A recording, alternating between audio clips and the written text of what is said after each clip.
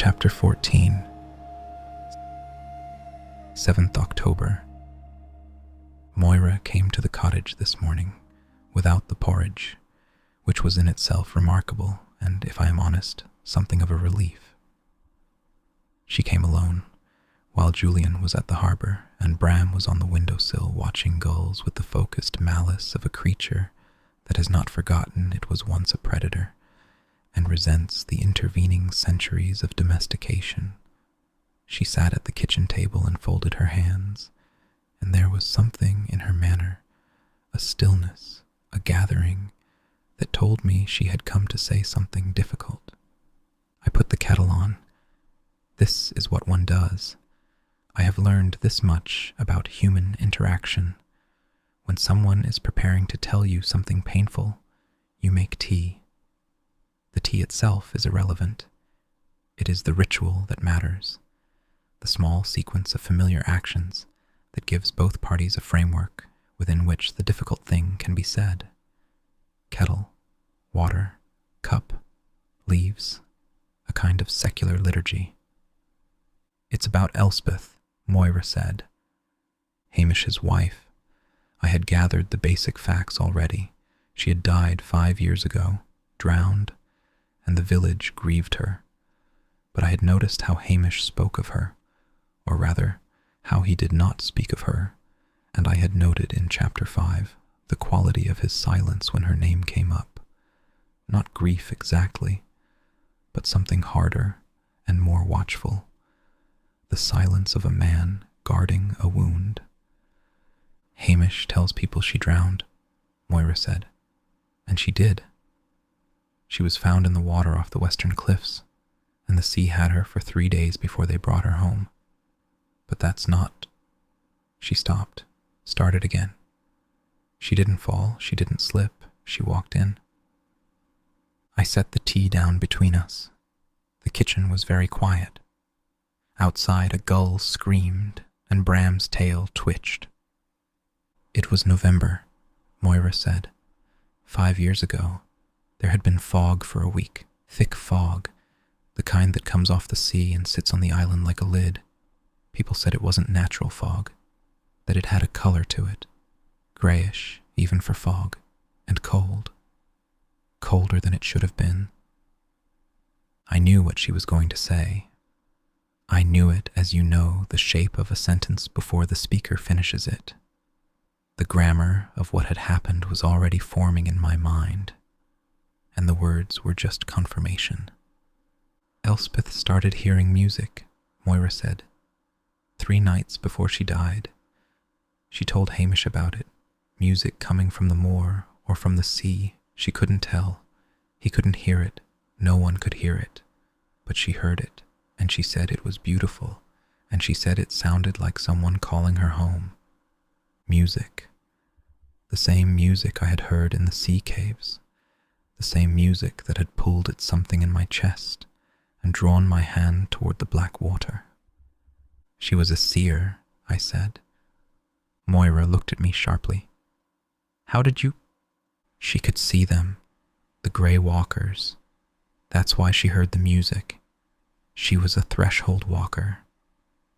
I said this last part before I had fully thought it through, and I regretted it immediately, because Moira's face went blank. The blankness of someone who has heard something they are not ready to understand. "A what?" "It's a term from the field. Someone who can perceive the boundary between worlds, who can see through to the other side. It's rare. It's..." I stopped because I was doing the thing I do when I am excited, which is to speak as though the person I am speaking to has read the same books I have and shares the same vocabulary, and which is, I am told, off-putting. It means Elspeth had a gift, a sensitivity, the same one your grandmother had, the same one you have. Moira's hands were tight around her teacup. "The same one you have," she said, quietly. This landed in the room like a stone in still water. I had not not in so many words, not to myself, acknowledged what Seoras had confirmed, that I could see spectres without aid, that I was not merely a scholar of the dead, but something more, something that the warden of Ara had noticed and found interesting, and that the word for what I was, in the old terminology, was threshold walker. Yes, I said, the same one I have. We looked at each other across the kitchen table, and between us lay the unspoken thing, that Elspeth had had this gift too, and that Elspeth had walked into the sea. She didn't want to go, Moira said. Her voice was steady, but her knuckles were white. She fought it. Hamish said. He said she put cotton in her ears to block the music, and she put salt on the windowsills, and she wouldn't go out after dark. She did everything she could. But the music got louder, and the fog got thicker, and on the third night she got out of bed and walked out of the house and down to the cliffs, and Hamish woke and followed her, but she was already. She stopped. "I'm sorry," I said, and I meant it with a force that surprised me. I am not a woman who says sorry easily. It feels, most of the time, like a word people use to smooth over the places where language is inadequate. A bit of verbal putty, functional but insufficient. But in this case, I meant it. I was sorry. For Elspeth, who had fought and lost. For Hamish, who had woken to an empty bed. For Moira, who carried the knowledge of it like a stone in her pocket. "Hamish doesn't talk about it," Moira said. "He tells people she drowned, and they know better, but they don't press. That's how things are here. You don't press." "The Grey Walkers called her," I said. "The warden called her." "Yes, because she was a threshold walker, and he needed her." Moira looked at me, like he needs you.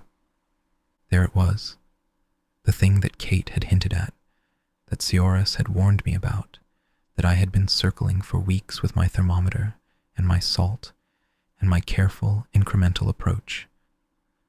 The warden of Ara did not merely keep the dead, he consumed the living.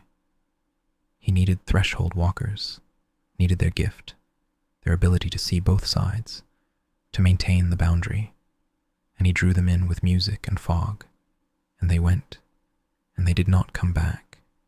I sat with this for some time after Moira left. The tea went cold. Bram abandoned the windowsill and settled on my lap with the heavy, proprietary warmth of a creature that considers all laps to be public infrastructure provided for his personal use. I stroked him and thought about Elspeth, and about the music in the sea caves, and about the pull I had felt toward the dark water, and about the fact that I had not mentioned any of this to Julian. Julian returned from the harbour at midday, smelling of tar and salt, and looking, I was forced to acknowledge, unfairly well for a man who had spent the morning doing manual labour. He found me at my desk, staring at my notes with what he later described as the expression of someone who has opened a door and found a larger room than expected. "Tell me," he said, and so I told him. All of it, Moira's account, Elspeth's death, the music, the calling.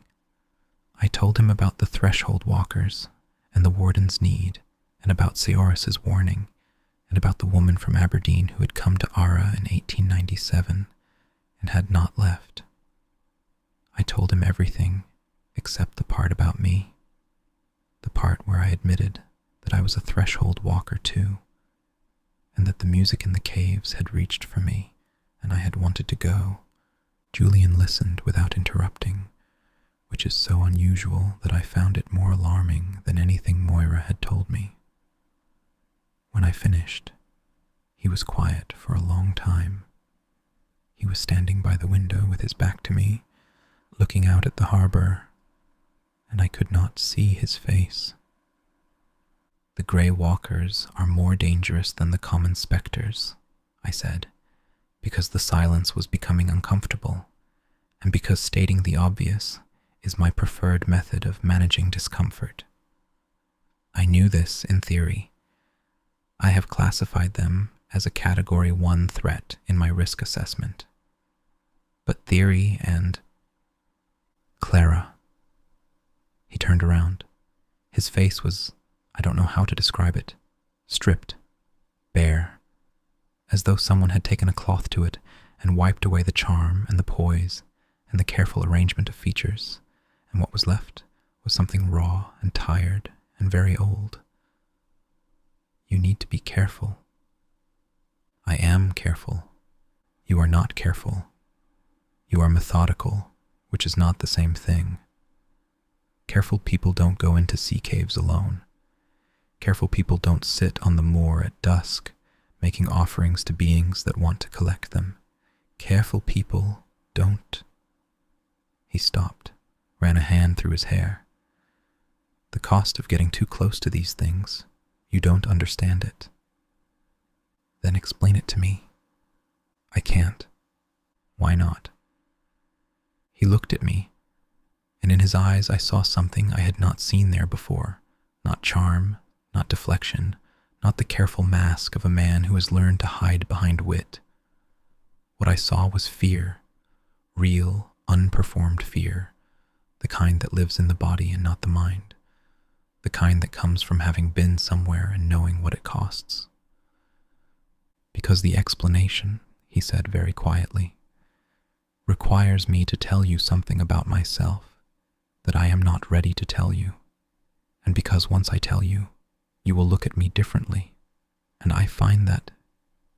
He stopped again, swallowed. I find that prospect more frightening than anything on this island. I did not know what to say. I am a woman who has catalogued 412 distinct spectral phenomena across 11 countries, and who has a system for everything, including uncomfortable emotions, which my system classifies under do not engage.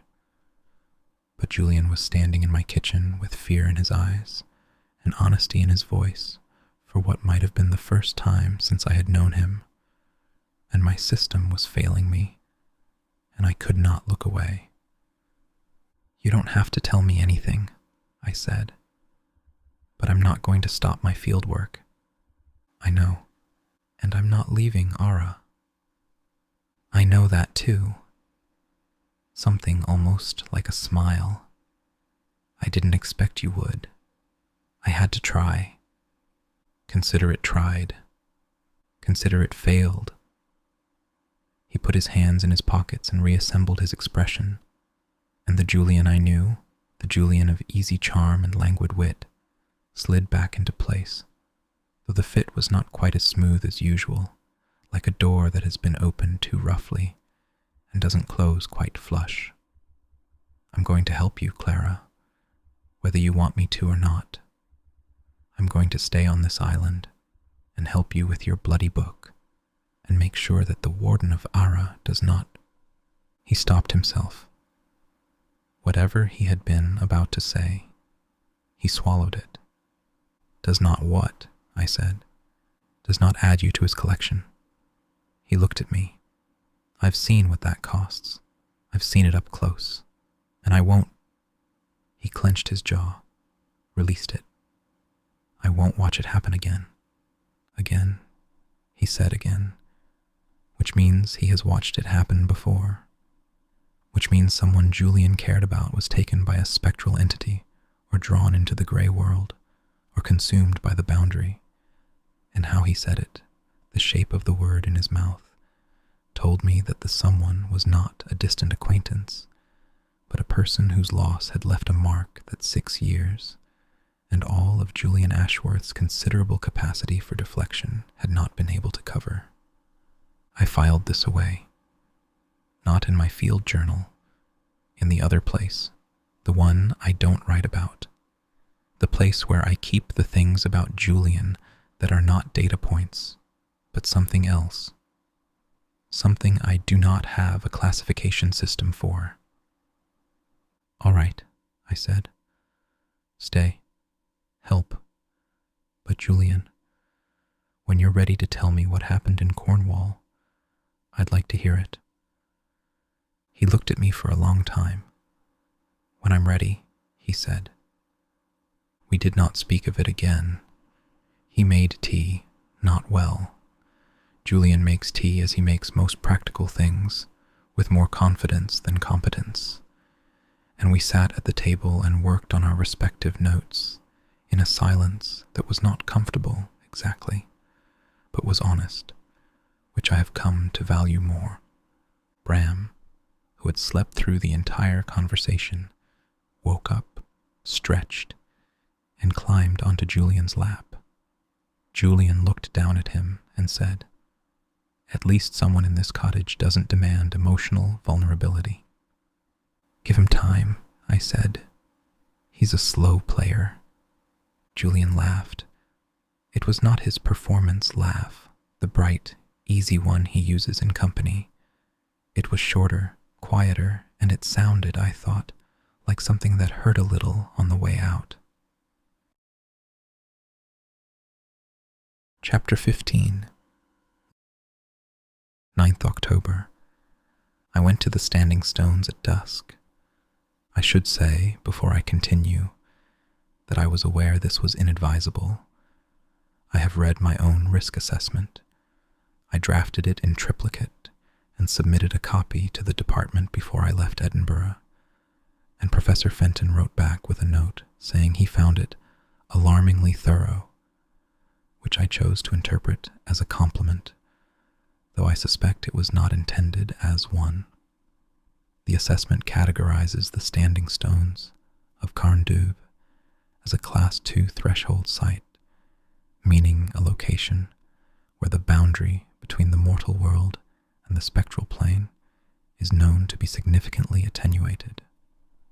My own protocol for Class 2 sites states clearly that they are not to be visited alone, not to be visited after dark, and emphatically not to be visited alone after dark by a researcher who has been identified by a local spectral entity as a person of interest. I went anyway.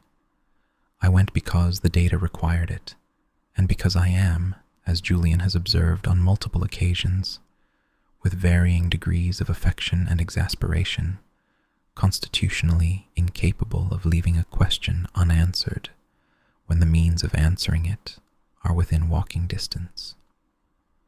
The afternoon had been grey and windless, one of those days when the island seems to hold its breath. I had spent the morning at my desk, cross-referencing Seoras' recent testimony with McAllister's 1874 taxonomy of spectral hierarchies, and had found a discrepancy that itched at me like a loose thread. McAllister classifies the Grey Walkers as migratory spectres, beings that drift between threshold sites without fixed territory. But everything Seoras has told me suggests the opposite, that the Grey Walkers of Ara are bound here, anchored to this particular stretch of ground and sea and sky by the Warden's presence. If that is the case, then McAllister's entire typological framework requires revision, and the implications for our understanding of spectral territoriality are, well, the implications are considerable, but the point is that I needed to observe the stones at the time of day when spectral activity peaks, and that time is dusk, and dusk does not wait for one's colleagues to finish mending lobster pots, which is what Julian was doing when I left. I took the path across the moor, which at this time of year is a sodden, rust-colored expanse of heather and bog cotton that squelches underfoot in a way that is deeply satisfying if you are the sort of person who enjoys squelching, which I am.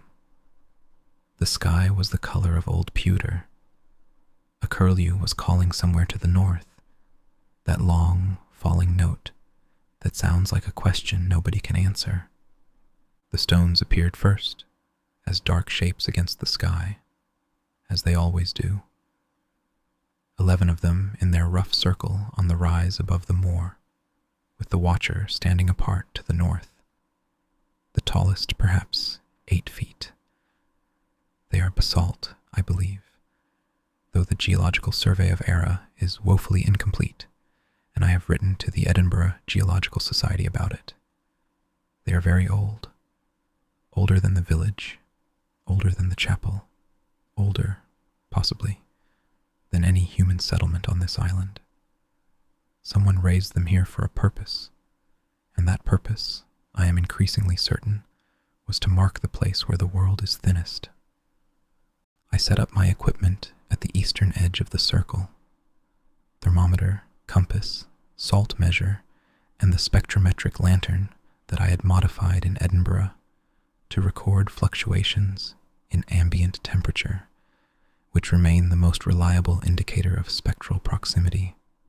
I also brought my sketching materials, a flask of tea, and Bram, who had followed me from the cottage, and who settled himself on a flat stone with the air of a creature who has important business to attend to and cannot be disturbed. My spectacles fogged almost immediately in the damp air, and I spent several minutes cleaning them on my sleeve before giving up and squinting, which is not ideal for scientific observation, but is, by this point, the norm. The temperature began to drop at 5:30, not dramatically, a degree, perhaps 2, but in a pattern I have come to recognize. The compass needle drifted, swung, settled on a bearing that did not correspond to any magnetic direction I could account for. The salt I had scattered in a line between 2 of the tallest stones began to glow, faintly, a blue-white luminescence that I have observed before at threshold sites, but never this strongly. And then the air changed. I do not know how else to describe it. It was not wind, there was no movement, no sound, but the quality of the light shifted, as though someone had drawn a veil of gray silk across the sky and the landscape, the moor, the stones, the distant sea, seemed to flicker, a candle flame tremor when a door opens in another room. I saw the gray world. It was there, overlaid on the landscape like a second image projected onto the same screen. The same moor, the same stones, the same curve of hillside dropping to the sea, but drained, colorless. The heather was gray. The sky was a flat, featureless white. The sea was the color of old silver, and it did not move. And there were figures. They drifted across the moor. No, that is not right. They did not drift. They moved with purpose, though the purpose was not one I could name. Tall, translucent, gray as the world they inhabited. I counted 7, then 12, then lost count because they kept appearing at the edges of my vision, sliding into existence, like shapes forming in fog. Some were far away, on the hillside. Others were closer. One stood between 2 of the standing stones, no more than 20 feet from where I sat. It looked at me. I say looked, because I don't have a better word, though the figure had no discernible eyes. It had a shape that was approximately human, tall, slender, robed or draped in something that might have been cloth or might have been shadow, and it turned toward me, and I felt its attention, felt it on my skin, a pressure not unlike sunlight, except that it was cold.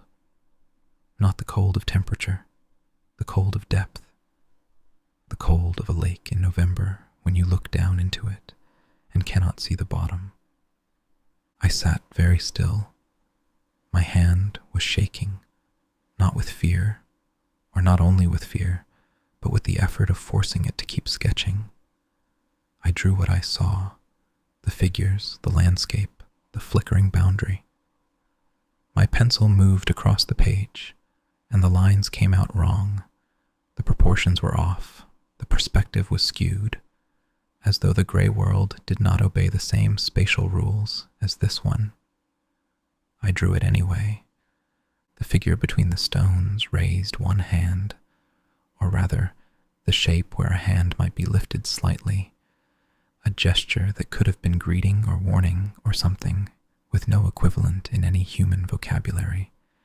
I felt the pull, a pull toward it, toward the gray world, toward the cold and the silence and the colorless moor where the dead walked with purpose. It was not physical. It was a pull in the chest, behind the ribs, as though something in me recognized something in it and wanted to go home. I did not go. I gripped my pencil until my knuckles ached, and I stayed where I was, and I kept drawing. Then Bram hissed, loudly, with real intent, his postman at the gate hiss, the one that means business. The sound broke something, the flickering stopped, the gray veil lifted, and I was sitting in the ordinary dusk on an ordinary hillside, with an angry cat and a half-finished sketch, and a heart that was beating in a manner I can only describe as ungoverned. The gray world was gone, or rather, I could no longer see it. I am not convinced they are the same thing. I packed up my equipment and walked home in the dark. I was tired in a way that went deeper than the physical. It was the tiredness of having held a door open that wanted to close, or perhaps the tiredness of having resisted a door that wanted to open. I could not decide which metaphor was more accurate, and this troubled me, because I am a woman who values precision, and metaphors, by their nature, are imprecise. Julian was waiting at the cottage. He was sitting at the kitchen table with a book open in front of him, but I could see that he had not been reading it.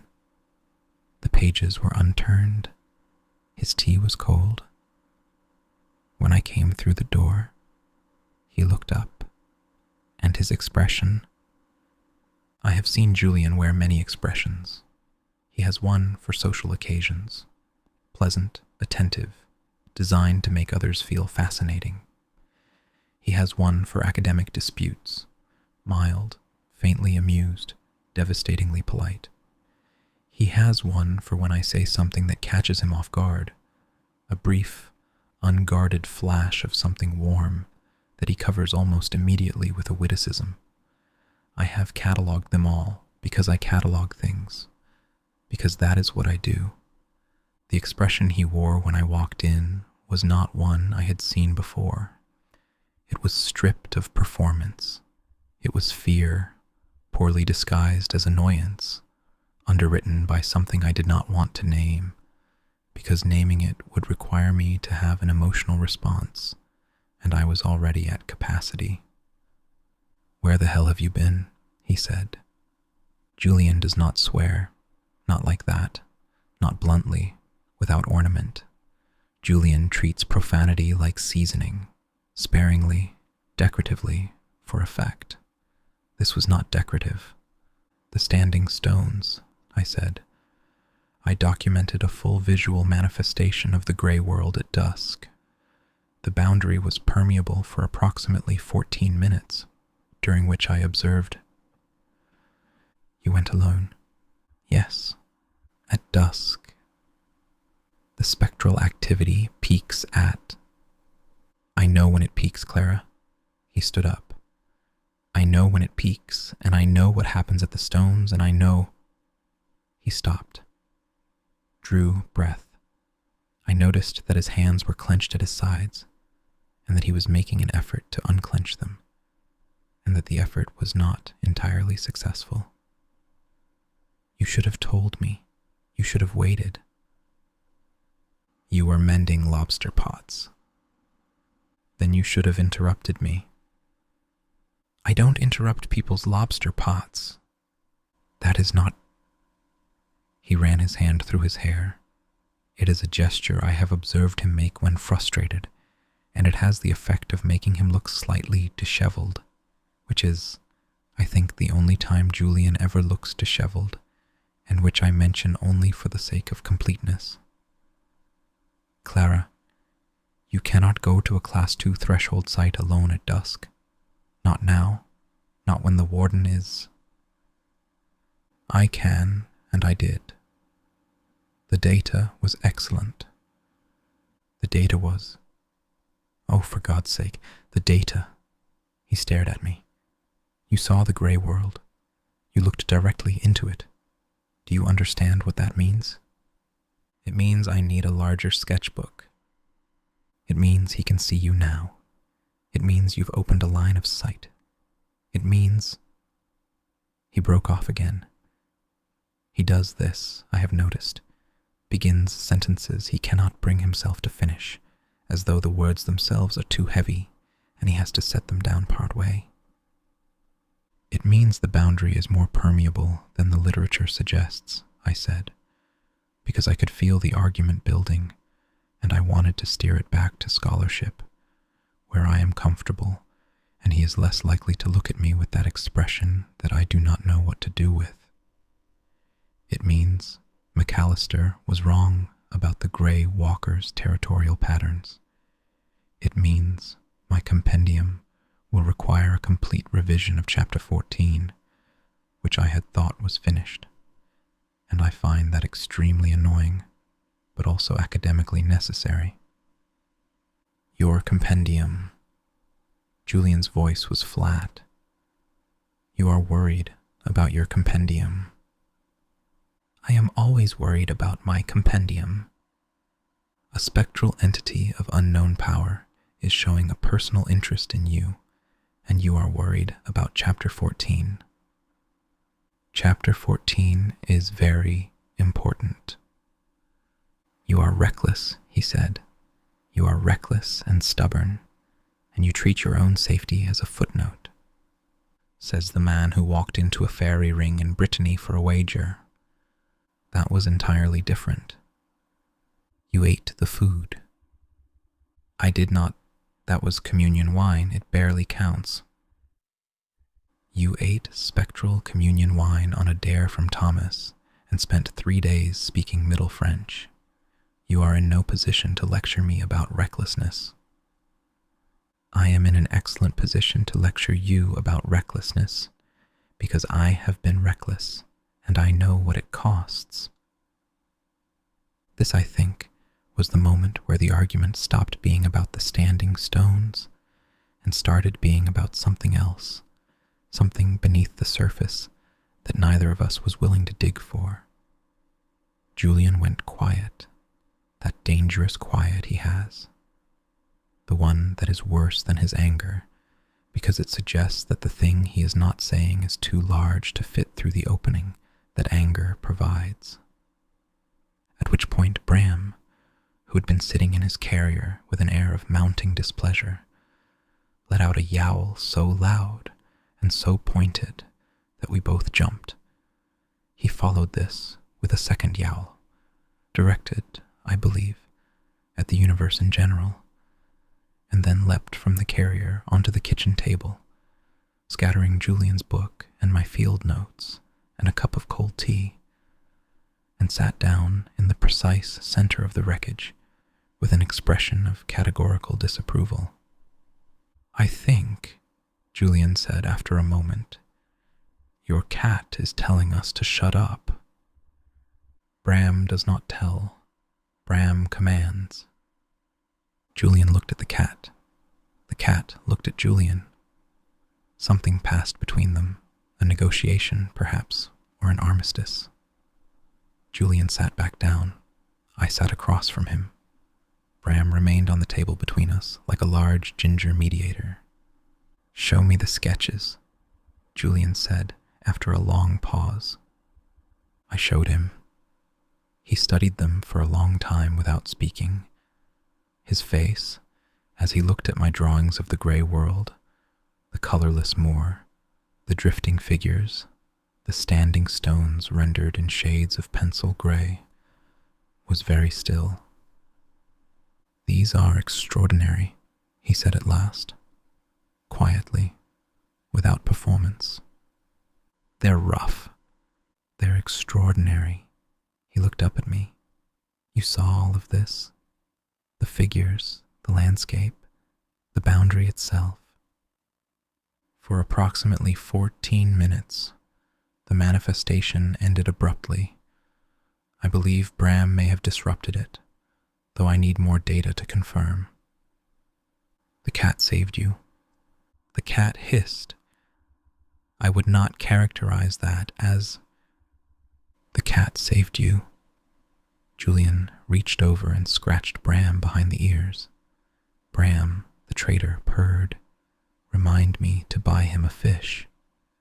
I began to protest that Bram does not accept bribes, but this is categorically untrue.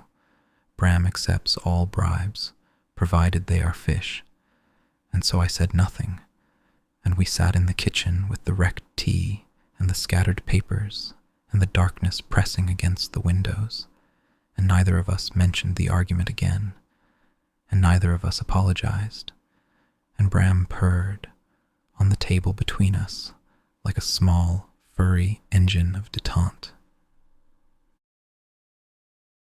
Notes. Note 1. Julian has taken to helping Hamish and the other fishermen with their equipment, a development that I find both baffling and, if I am honest, slightly irritating. Not because he is bad at it. He is annoyingly competent at almost everything, the way some people are annoyingly tall, as though they have simply decided to occupy more space than is strictly necessary. But because his presence at the harbor means he is not available to accompany me in the field, and because the fishermen have begun to like him, which makes my own relationship with the village cordial but strained, productive but unenthusiastic, look worse by comparison. I am aware this is petty. I am recording it anyway. Note 2. The spectrometric lantern is my own invention, adapted from Carruthers' photometric apparatus, 1897, with significant modifications to the calibration mechanism. Professor Fenton has publicly questioned its accuracy, which is rich coming from a man whose most notable contribution to the field was a paper arguing that spectres are likely electromagnetic in nature, a claim so breathtakingly reductive that I once spent an entire faculty dinner refuting it point by point until Julian kicked me under the table and told me to eat my fish. The paper was published in the Edinburgh Journal of Thanatological Studies, Volume 22, and I have written a response, which the editor declined to publish on the grounds that it was more of a character assassination than a scholarly rebuttal. I stand by every word. Chapter 16. 11th October. 2 days of interviews. My throat aches from talking, and my hand aches from writing, and my patience, which was never abundant, has been reduced to something approximately the thickness and durability of wet tissue paper. I shall begin with the useful, and proceed to the infuriating, which is the reverse of the order in which I experienced them. The useful. I have collected 3 new folk tales concerning the Warden of Ara, bringing my total to 9. I set them down here in abridged form, with analysis to follow. The Warden and the Piper. Told to me by Mrs. Iona Beeg, age 63, in her kitchen over tea and oatcakes. The tea was strong. The oatcakes were better than anything Moira has produced, though I would not say so. In this tale, a piper from the mainland comes to Ara and plays his pipes on the moor at midnight, because pipers in folk tales are congenitally unable to resist playing their pipes on moors at midnight. The warden appears and challenges him to a contest. If the piper can play a tune the warden has never heard, the piper may leave the island. If he fails, the warden will keep him. The piper plays 3 tunes, a lament, a reel, and a march, and the warden knows them all. But then the piper plays a fourth tune, one he has composed that very night, a melody that has never existed before. The warden is moved by its novelty and releases him. The piper leaves Ara, but can never play that fourth tune again. It belongs to the grey world now. The woman who counted the dead, told to me by Angus Moore, age 71, at the Anchor after 2 drams of whiskey. A woman of Ara, a seer like Moira's grandmother, could see the grey walkers and began to count them, keeping a tally in her Bible. She counted for years, adding a mark for every new spectre she saw. When she had counted 1,000, the warden came to her and said, "You know my people better than I do. Come and help me keep the count." She went with him into the grey world and was not seen again. But on certain nights, villagers claimed to see a light moving among the grey walkers. The woman, still counting, still keeping her tally. The warden's garden, told to me by Moira, who heard it from her grandmother. The warden, in the early days of his existence, was lonely. He planted a garden in the grey world, not of flowers, but of memories. He took a memory from every dead person who passed through his domain, a first kiss, the taste of bread, the sound of a child laughing. He planted these in the grey soil, and they grew into things that were not quite trees, and not quite light, and not quite music, but something that contained all three. The garden is said to be the most beautiful place in any world, living or dead, but no mortal has ever seen it and returned to describe it. Analysis. These 3 tales share structural features with the 6 I have previously collected, and taken together, a pattern emerges that I find both fascinating and troubling. First, the warden is consistently characterized not as malevolent, but as bound. He operates within rules he did not create, rules that constrain him as much as they constrain the mortals who encounter him. The piper escapes through novelty, a thing the warden's rules do not account for. The counting woman is recruited, not taken. She is offered a role that suits her nature, and she accepts. The garden is an act of creation, not destruction. In every story, the warden is a keeper of things, people, stories, memories, music. He collects, he maintains, he does not destroy. Second, and more troubling, every tale contains a transaction. The piper gives up his best tune. The counting woman gives up her mortality. The memories that seed the garden are taken from the dead. The warden's power is transactional, which means it is structured, which means it has rules, which means, and this is the thing that keeps me writing past midnight with cold tea and an aching hand, it has loopholes. Third, the warden values novelty. The piper's new tune moved him. The counting woman offered a skill he lacked. This suggests that the warden, for all his power, is limited by the grey world itself, a realm of stasis, repetition, the endless recycling of the dead. He craves what the living can offer, because it is the one thing his domain cannot produce. Something new, something that has never existed before. I cannot help but think of the Aberdeen scholar, the woman Kate mentioned in The Anchor, the one who came to study the Grey Walkers in 1889 and did not leave. I have found no record of her name in any academic register or departmental archive, and my letters to Aberdeen and St. Andrews have gone unanswered. She is a gap in the record. I do not like gaps.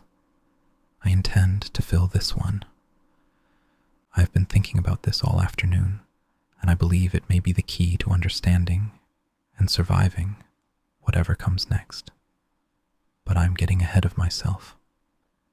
I promised to proceed from the useful to the infuriating. The infuriating, Duncan McCrae. Duncan is a fisherman of about 45, broad-shouldered, red-faced, with the general demeanor of a man who has eaten something disagreeable and holds the world responsible.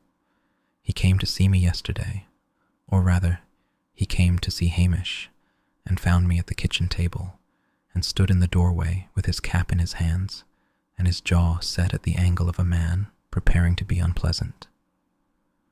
"You need to stop," he said. I was, at that moment, annotating my sketch of the grey world, and was not in the mood for cryptic pronouncements from fishermen. "Good morning, Mr. McCrae." "Stop what precisely?" "You're poking about, the stones, the moor, the questions." He twisted his cap. "Folk are talking. Folk are always talking. It is a village. They're saying you'll bring the grey walkers down on us, that you're meddling's stirring things up, fogs at odd times, lights on the moor. There's been noises from the sea caves at night. The fishermen heard them. That hasn't happened in years. The spectral activity may indeed be increasing, but I see no evidence that my research is the cause. Correlation is not. I don't care about your correlation." He stepped into the kitchen. He was not threatening exactly, but he was large and unhappy, and he filled the doorway in a way that made the room feel smaller. "My wife sees things, Mrs. Lennox, since you came. Shadows at the window, shapes in the fog. She won't go out after dark. She won't let the children near the shore." This gave me pause. I am not heartless, whatever my students may believe. The idea that my presence on Ara might be causing distress to ordinary people, to a woman who sees shadows at her window, to children who are afraid of the shore, is not one I can dismiss. "I'm sorry," I said. "I did not intend." "Intention doesn't matter. What matters is what's happening. And what's happening is that the grey walkers are closer than they've been since Elspeth." He said the name, and the kitchen went quiet. Not the quiet of absence, but the quiet of presence, of a word that occupied space, that had weight and edges, and a shape that everyone in the room could feel. "I'm asking you to stop," Duncan said. "Leave the moor alone. Leave the stones alone. Go back to your university and write your book about what you already know, and leave Ara be." He put his cap back on and left. I sat at the table and stared at my notes and felt, for the first time since arriving on this island, something that I reluctantly identify as doubt. Not about my work. My work is sound. Not about the compendium. The compendium is necessary, but about whether the compendium's necessity justifies whatever is happening to this village, whether my need to catalogue and classify and document gives me the right to stand at a threshold and pull it open. This was the state in which Moira found me an hour later, sitting at the table, tea untouched, staring at the wall with what she later described as a face like a wet Thursday. "Duncan came to see you," she said. "Not a question. He wants me to leave." Moira set down the basket she was carrying, bread, cheese, a jar of something unidentifiable that I suspect was another attempt at preserves, and sat across from me. She has a way of sitting that is very contained, very settled, as though she is planting herself in the chair and daring it to object. "Duncan is scared," she said. "His wife Annie has the sight, just a touch of it, and it's been worse since September. She sees things she didn't used to see. Because of me? Because of the warden? Because of whatever's changing on the moor? You're part of it, maybe. Or maybe it was coming anyway and you just happened to arrive at the same time. Nobody knows, which is the problem. When folk don't know, they pick the easiest target, and the easiest target is the mainlander with the notebooks. I don't want to cause harm. I know that. But I can't stop. The work is... I know that too. She looked at me with an expression that I found difficult to parse. Part sympathy, part assessment, part something harder and more pragmatic that I associate with women who have run households in difficult places and have learned to calculate what can be sacrificed and what cannot. You've got Duncan against you, and he's got a loud voice, but he hasn't got everyone. Angus and Iona are on your side. They think the stories need telling, need writing down before the old folk die and the stories go with them. And Kate, she smiled. Kate told Duncan to sit down and shut his mouth and let the scholar do her work. She did? She did. In those words, in the pub, in front of everyone. Moira's smile widened. He didn't take it well. I felt something ease in my chest, a loosening of the knot that Duncan had tied there. It was not resolution, it was not permission, but it was something. Support, perhaps, or at least the absence of unanimous opposition. Some folk will come round, Moira said. Some won't. That's how it is here. You do your work, and you're respectful about it, and you let people make up their own minds. She paused. And if things get worse, if the fogs get thicker, or the walkers get bolder, we'll deal with it, together. That's how it is here too. You don't have to defend me, I said, and I meant it. Not as a rejection of her help, but as an acknowledgement that helping me might cost her something. She is a Drummond by marriage, a mainlander by birth. Her position in the village is solid, but not unassailable. Taking the side of the peculiar woman from Edinburgh against a respected fisherman is not without risk. I know I don't have to, she said. I'm doing it because I want to, because my grandmother was a seer and nobody listened to her either, and she died with her stories untold, and I won't. She stopped, smoothed her skirt. When she spoke again, her voice was steady. I won't let that happen again if I can help it. I did not know what to say. Gratitude is an emotion I experience rarely and express badly. It tends to come out sounding like surprise, which is offensive, or like obligation, which is worse. Nell says I have the emotional expressiveness of a tax return, which is unfair because I have seen some quite expressive tax returns. So I said nothing, and Moira seemed to understand the nothing, which is one of the things I like best about her. She does not require me to perform emotions I am not equipped to perform. She left the bread and cheese and the jar of mysterious preserves and went back to the farmhouse, and I sat at the table and ate bread and cheese and thought about Duncan's fear and Moira's loyalty and the stories that old women carry to their graves. And I made a decision. I will continue my work.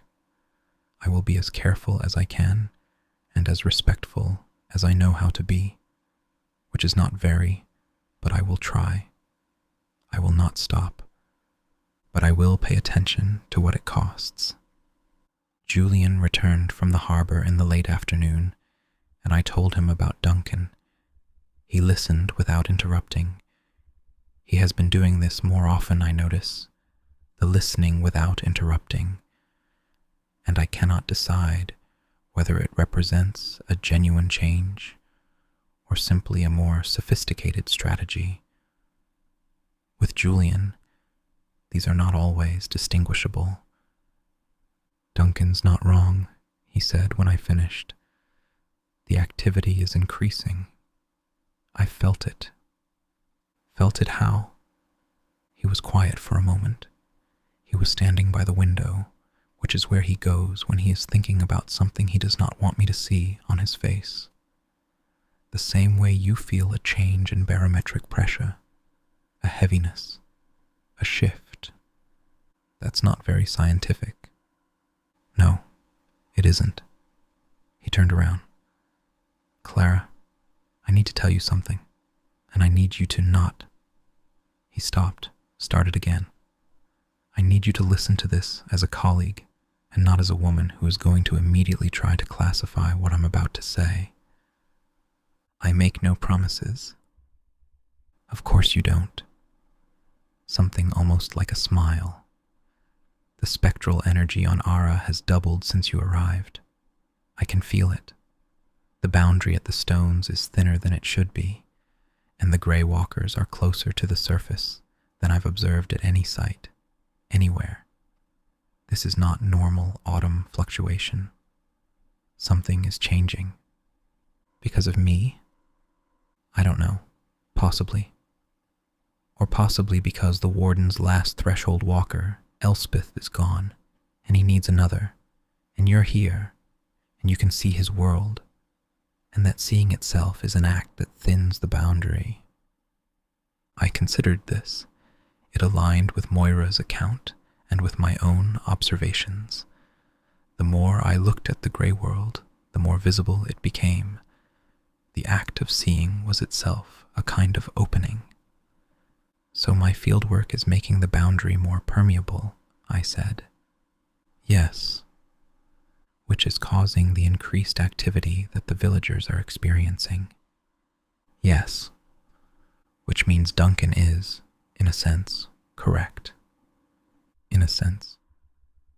I sat with this for a long moment. Bram jumped onto my lap and began kneading my thigh with his claws, which is his way of expressing either affection or territorial dominance, and which I endured because I needed something to do with my hands that was not writing. I'm not going to stop, I said. I know. But I need to be smarter about it, more controlled. If my observations are thinning the boundary, then I need to understand the mechanism, how looking interacts with the membrane between worlds, what conditions amplify the effect, whether there are ways to observe without opening. Julian nodded. Yes, that's the right approach. And I need to talk to the villagers, not to justify myself, but to warn them. If the fogs are going to get worse, they deserve to know. Also, the right approach. Stop agreeing with me. It's unnerving. He laughed. The real one. The short one that sounds like it costs something. I'll try to be more combative in future. See that you do. Notes. Note 3. The transactional nature of spectral entities has been documented across cultures. Hargreaves's seminal work on the economy of the dead, 1891, argues that the relationship between spectral beings and mortals mirrors market exchange. Goods are offered, prices are set, and both parties are bound by the terms of the agreement.